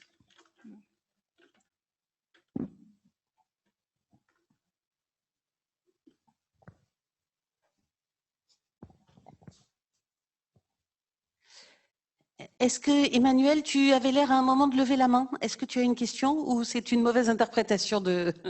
Non, je ne levais pas la main, mais en tout cas, c'était très intéressant et je voulais vraiment remercier Farah et remercier tout le monde aussi, des intervenants pour tous les conseils d'écriture, notamment sur la publication. C'est vrai que même moi qui en suis juste à la rédaction, c'est des conseils aussi à prendre en compte et notamment la discussion avec la littérature, ce que disait Andy sur la littérature scientifique et théorique sur le sujet et sortir du cas, enfin montrer de quoi c'est le cas. Je trouve que ça, c'était vraiment aussi très intéressant. Ouais. Je crois que Paul est prêt à reprendre la parole. Merci. Oui, je vais peut-être du coup rebondir sur la question de la publication. Je suis tout à fait d'accord avec Andy quand il demande de quoi en fait l'Égypte est le cas. Je pense que on gagne toujours à écrire la thèse à cette aune-là, parce que c'est à la fois une question de positionnement scientifique, mais aussi le moyen de passer de la thèse à l'ouvrage et à son dossier ensuite de candidature pour arriver à se positionner d'emblée sur disons un créneau généraliste et pas sur un créneau spécialiste dont on doit ensuite se dégager à toute force. Et je pense que dans l'optique de la publication, c'est vraiment important. Par rapport aussi à la question de la... J'ai pas moi une grosse expérience de la publication, et disons il y a un succès et puis un échec en cours. Mais peut-être que ça a au moins le mérite de l'exemple. Tout dépend aussi, et ça rejoint des questions que je voulais te poser, la manière dont le cadrage fait par l'éditeur est posé. C'est-à-dire que par exemple, ta proposition d'ouvrage, elle commence par un élément d'une certaine manière de réflexivité, et après, du coup, cette réflexivité, elle disparaît dans la proposition d'ouvrage. Et donc peut-être aussi voir comment articuler les éléments théoriques, empiriques, méthodologiques et de réflexivité à l'intérieur de l'ensemble de la proposition d'ouvrage, si en fonction de tel éditeur c'est pertinent ou non. Savoir si c'est quelque chose voilà, qui, dans cette collection-là, chez cet éditeur-là, se fait ou pas du tout. Ça peut vraiment être quelque chose d'important. Pas non plus hésiter, et pourtant je le sais parce que je suis spécialiste de ça, de pas hésiter, comme disait Andy, à se vendre, quoi. Il faut y aller, dire ce qu'on a à dire, l'expliciter de manière très claire, voire même, ça a été utile pour un projet collectif qu'on a fait, à la fin de la proposition d'ouvrage, refaire une sorte de petite synthèse en quelques lignes avec des tirets. Ça c'est important, ça c'est nouveau, ça c'est nouveau, ça c'est nouveau, et ça c'est nous, ou ça c'est moi. Voilà. Parce que il faut que ce soit identifiable de suite comme étant voilà, l'élément clé autour de l'ouvrage. Et donc, ce que je te disais tout à l'heure sur la question de la montée en généralité, c'est sur ce type d'élément qu'on doit le retrouver. Voilà l'apport de mon travail sur en 3, 4, 5 points, peu importe, mais qu'une fois que tu l'as expliqué dans 5, 6, 10 pages, ça revienne ensuite dans un bloc à la fin. Moi, en tout cas, dans l'expérience que j'ai, ça a été utile. Et peut-être pas hésiter aussi à faire plusieurs versions du même texte en fonction de si tu t'adresses à un éditeur qui va chercher un public plus large.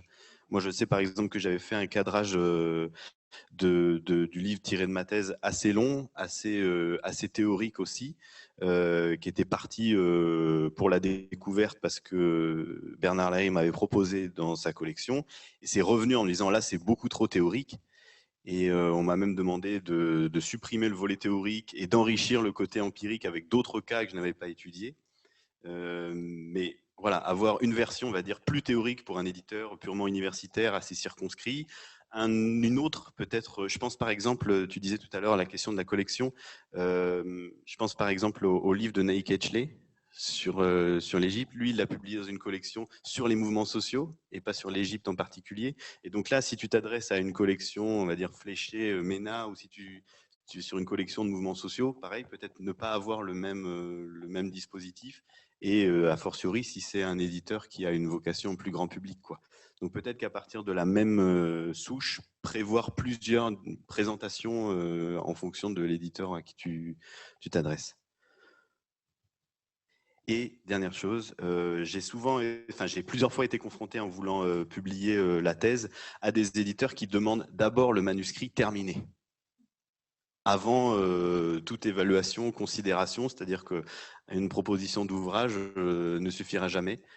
Et donc là, on va dire, ça peut être à toi d'oser, par rapport à ce que disait Sophie, cet éditeur-là me semble vraiment intéressant. Si c'est ça la demande et que tu veux vraiment aller là, essaye de cadrer par rapport à ce que te demande l'éditeur.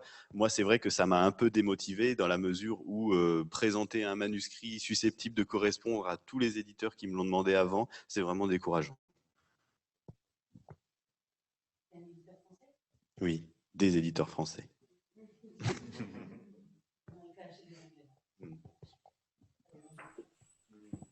Si je peux juste rebondir, du coup j'avais une question pour Paul. Est-ce que du coup le choix de la découverte et du coup d'enlever un peu le côté théorique et de rajouter de l'empirique ou pas du tout? C'est juste une question de curiosité. Un choix de ma part?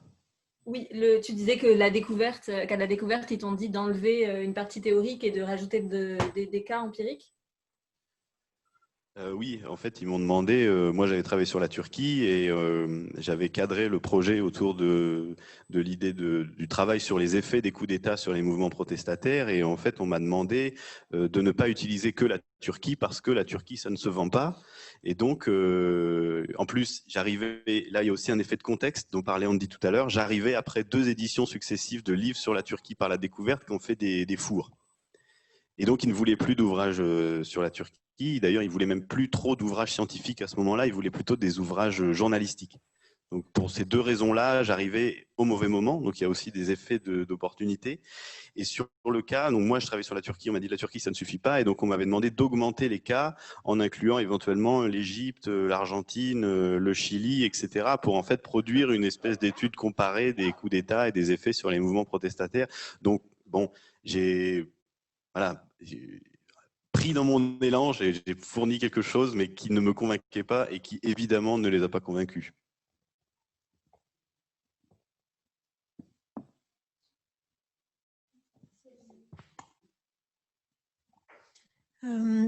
Merci Farah pour les éléments à la fois d'information puis cette réflexion vraiment très intéressante sur la publication.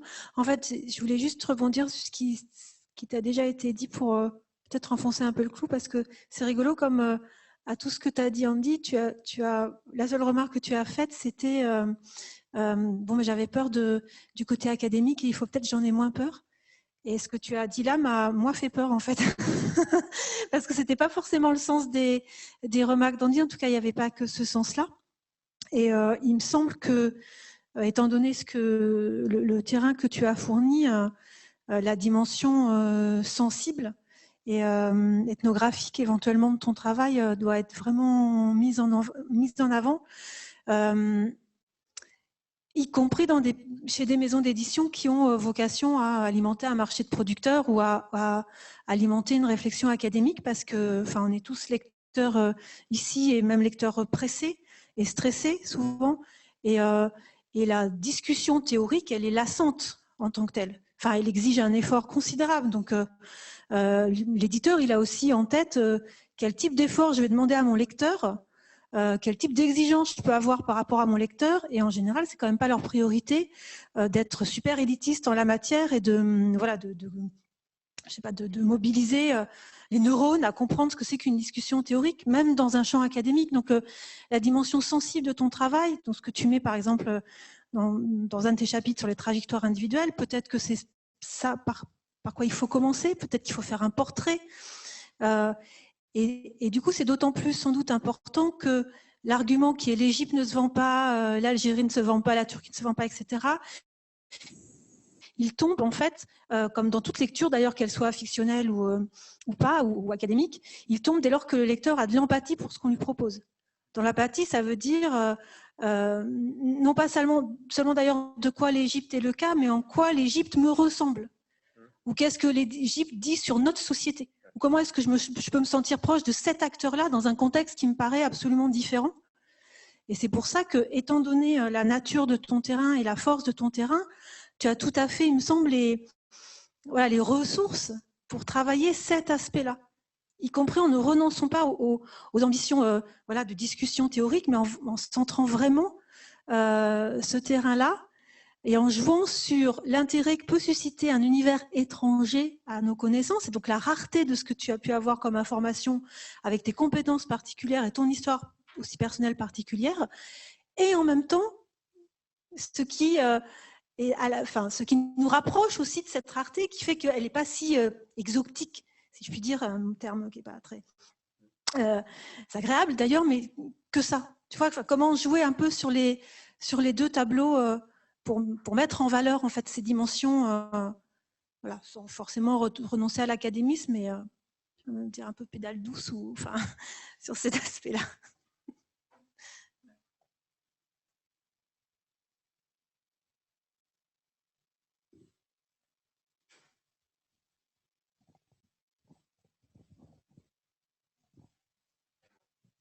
Bon, merci Agnès. Et Je comprends. Je pense que il faut que je réfléchisse un peu plus, mais je pense que là, j'ai des éléments pour que je puisse reprendre l'écriture de manière différente, parce que là, je voulais passer au prochain éditeur sur ma liste, mais je voulais faire quelque chose de différent pour ne pas envoyer la même proposition. Et là, je pense que entre vos remarques, je pense que là, j'ai des éléments qui m'expliquent un peu plus qu'est-ce que je peux faire pour le travailler différemment. Juste, effectivement, je m'étais interdit de parler de la première partie de ton exposé, mais il y avait juste quelque chose que tu as dit à l'oral qui n'était pas dans le book proposal, quand tu as parlé de l'ouvrage de Colin Hay sur Why We Hate Politics. Donc pour une fois, je connais un peu cet ouvrage, par rapport, parce que évidemment, sur l'Égypte, j'y connais rien. Et il me semble que dans ce bouquin, tu as raison de dire que Hay, il souligne que la néolibéralisation a effectivement eu des effets de dépolitisation, mais en fait, il dit, pour moi, il dit quelque chose de plus que ça, c'est-à-dire c'est à la fois la néolibéralisation, mais aussi tout le discours sur la globalisation qui dit que, effectivement, l'action politique de nos jours, de toute façon, il n'y a pas grand-chose qu'on peut faire, et donc ça produit du fatalisme. C'est comme ça que je le lis en tout cas, alors que ce qu'ils défendent dans l'idée, c'est que si on regarde la politique autrement, et surtout si on rejette le discours à la fois néolibéral et le discours sur la globalisation, qu'il n'y a rien à faire, on peut au contraire contribuer d'abord, on peut voir une autre manière de faire de la politique, et puis on peut contribuer à la fois aussi en générant des connaissances à peut-être faire advenir une repolitisation d'un certain nombre de questions qui ont été dépolitisées depuis des années, et notamment par des élus qui ont avalé complètement ce discours, le néolibéral, le global. C'est notre destin et on ne peut que faire que ça. Et il me semble que c'est un point d'accroche peut-être pour le book proposal, parce que mine de rien, c'est un ouvrage qui est connu par des généralistes, me semble-t-il. Donc, c'est juste peut-être une petite idée que tu peux s'en servir dans la nouvelle mouture de ton book proposal. Voilà.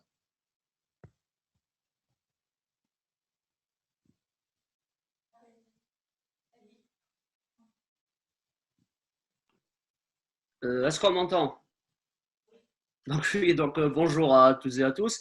En fait, c'est pas forcément une question que j'aurais, mais une sorte de remarque, parce que je sais pas s'il y a des accointances entre le mouvement étudiant et le mouvement ultra.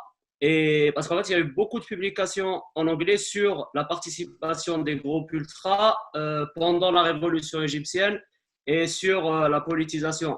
Donc, il y a peut-être une piste à creuser en travaillant ou en accent sur les ultras, parce que c'est vrai que c'est un sujet peut-être qui pourrait être plus vendeur que des étudiants, même sur la couverture du livre, des gens dans un stade avec des tambours, torse nu et tout. C'est pour du commercial, c'est peut-être un peu plus glamour, entre guillemets, que sur un mouvement étudiant typique. Donc, il y a peut-être une piste à creuser par là. Après, je ne suis pas spécialiste forcément du sujet, mais c'est... voilà. Merci. Alors, deux choses. Je pense que ce qui peut être intéressant, c'est que je dis qu'il y a pas mal d'études sur les jeunes en tant que catégorie plus générale, et qu'il y a des études sur les ultras, il y a des études sur la jeunesse révolutionnaire, et que mon projet de livre ou mon travail peut s'inscrire dans un dialogue avec ces travaux. Mais en fait, je passe beaucoup de temps dans ma thèse à dire que j'essaie de me distinguer en fait de ces travaux, et que finalement travailler sur des étudiants, ce n'est pas la même chose que travailler sur la jeunesse ou n'importe quel groupement qui se revendique une identité jeune, que justement il y a tout le poids de l'histoire de l'enseignement supérieur. Mais je pense que ça peut être intéressant que je mette en avant un peu comment j'articule mon travail par rapport à ce qu'il y a déjà sur la question. Merci.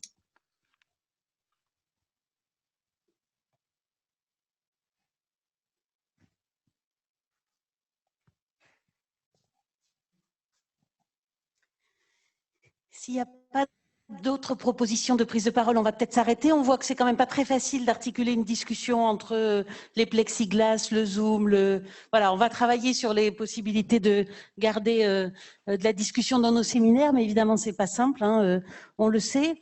Moi je pense, Farah, que tu es quand même sur un truc. Pardon, tu es contente, bon, tant mieux, mais en tous les cas, quand même, que tu veuilles reprendre ton book proposal, on peut toujours faire mieux, ça on est d'accord, que tu n'aies pas, il n'y ait pas besoin de cacher ton caractère académique, mais en même temps que tu fasses attention à essayer de chercher un lecteur, tout ça est assez important, et quand même de savoir de quel livre on a envie, parce que si c'est uniquement pour votre bibliographie et pour être recruté, c'est pas anecdotique, hein, on est d'accord que d'avoir un emploi n'est pas anecdotique et de faire carrière ne l'est pas. Mais quand même, moi je suis frappée par le nombre de livres publiés justement, je sais pas, Grave Routledge ou autres, qui valent des fortunes et qu'en fait on ne lit pas.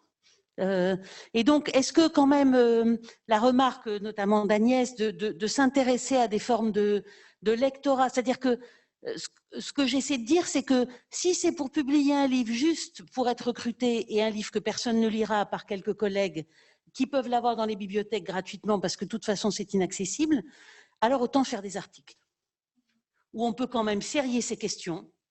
Et d'ailleurs, quand on regarde les collègues les plus efficaces dans leur carrière, les jeunes que j'ai rencontrés, disons, à 10-15 ans de plus jeunes que moi, et où j'ai été amenée à regarder. En fait, qu'est-ce qu'ils font? Ils font une série d'articles et après, ils le regroupent et ils ont un livre chez Palgrave. Voilà. Là, tu fais d'une pierre deux coups. Et c'est vraiment, alors les gars qui ont été embauchés à la LSI très tôt, en général, c'est ça qu'ils ont fait. Bon, et on voit bien que là, ce n'est pas le livre qu'on cherche à faire. Il y a autre chose qui est de dire, j'ai vraiment envie de rendre compte de ce qu'a été cette aventure de ma thèse, parce que j'ai vu et entendu et compris des choses importantes. Et là, on est plutôt sur l'argument d'Agnès, qui est de créer une empathie avec des lecteurs que tu vas emmener dans un autre monde que celui qu'ils connaissent. Et je pense que ce n'est vraiment pas le même livre. Donc, le book proposal, ce n'est aussi pas un seul modèle. Il y a aussi de quoi tu as envie. Qu'est-ce que tu veux laisser? Est-ce que tu as effectivement envie d'écrire un livre que tes amis, tes cousins liront? Ou est-ce que tu veux juste qu'à la section 40 du comité national, on dise Farah Ramzy, elle a un livre, hop, voilà. Et c'est vraiment pas le même book proposal. Et l'autre chose, c'est, une fois encore, tu n'as eu que 2 rejets d'une très grande maison d'édition. Donc l'urgence n'est pas nécessairement de refaire tout le book proposal. On peut l'améliorer, on dit t'as donné des idées, on peut t'en donner d'autres. Mais voilà, est-ce que c'est aussi pas simplement, tu l'envoies encore 2-3 fois pour ne pas perdre de temps dessus, au moment où tu as ta rentrée et tu travailles sur d'autres articles.